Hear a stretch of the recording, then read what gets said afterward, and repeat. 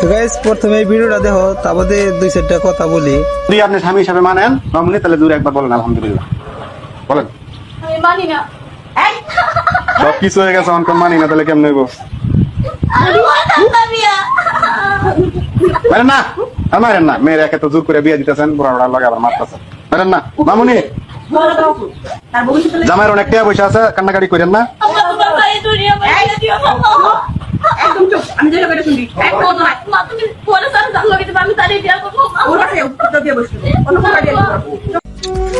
এই যে বুন্ডাকে দেখতেছে, এই বুন্ডাকে এই বুড়া কাকার সাথে বিয়া বসবো না, কারণ শুধু টেহার জন্য বাড়ির থেকে জোর করে বিয়া দিতেছে। কারণ এই বুন্ডার সুখ শান্তি সব বিক্রি করে দিতেছে শুধু টেহার কারণে। কারণ এই বুন্ডা বলতেছে যে আমার এই বুড়া কাকার সাথে বিয়া দেওয়ার দেয়, অন্যজনে জেনে বিয়া দিবে, আমি হনে বিয়া বসবো। যে কিছু কিছু বাবা মা আছে যে শুধু টেহার জন্য মেয়ের সুখ শান্তি একবারে বিক্রি করে দেয়। কারণ এই মেয়েটা হাতে পায়ে ধরতেছে এই বুড়া কাকুর সাথে বিয়া বসবো না, তাও জোর করেও বিয়া দিতেছে।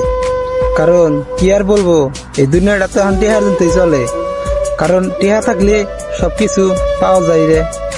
সেম টু সেম আমারও ভালোবাসা এরকম হয়েছিল ভাই। কারণ ওর পরিবার থেকে আমার ভালোবাসাটা মেনে নেব না। কারণ কি জানো ভাই, কারণ আমার টান টেহা নাই। যদি টেহা থাকতো তাহলে আমার ভালোবাসা মানুষটা পাইতাম।